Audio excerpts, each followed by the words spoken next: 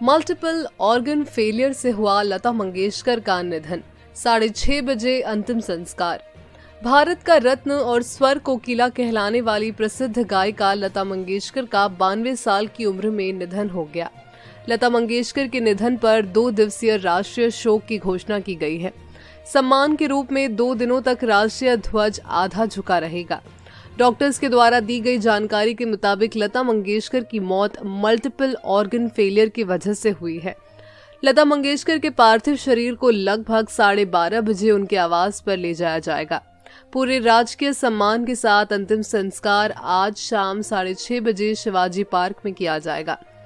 लता मंगेशकर के दुनिया छोड़ जाने के बाद प्रेसिडेंट से लेकर पीएम और सभी मंत्रियों ने अपना दुख जाहिर किया है।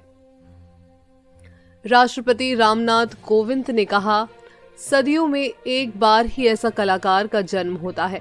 लता दीदी एक असाधारण इंसान थी जो गर्मजोशी से भरी हुई थी। दिव्य आवाज हमेशा के लिए शांत हो गई है, लेकिन उनकी धुन अमर रहेंगी, अनंत काल तक गूंजती रहेगी। उनके परिवार और फैंस के प्रति मेरी संवेदनाएं। पीएम मोदी लिखते हैं कि मैं शब्दों से परे पीड़ा में हूं। लता दीदी हमें छोड़कर चली गई हैं। वो हमारे देश में एक खालीपन छोड़ गई हैं जिसे भरा नहीं जा सकता। आने वाली पीढ़ियां उन्हें भारतीय संस्कृति के एक दिग्गज के रूप में याद रखेंगी, जिनकी सुरीली आवाज में लोगों को मंत्रमुग्ध करने की अद्वितीय क्षमता थी।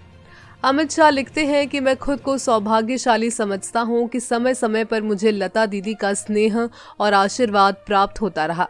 अपने अतुलनीय देश प्रेम, मधुर वाणी और सौम्यता से वो सदैव हमारे बीच रहेंगी। उनके परिजनों व असंख्य फैंस के प्रति मेरी संवेदनाएं व्यक्त करता हूं। ओम शांति शांति।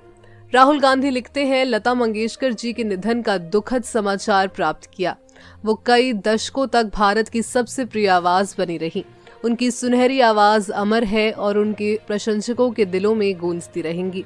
उनके परिवार, दोस्तों और प्रशंसकों के प्रति मेरी संवेदनाएं। इस तरह हर कोई लता मंगेशकर के जाने पर अपना दुख जाहिर कर रहा है।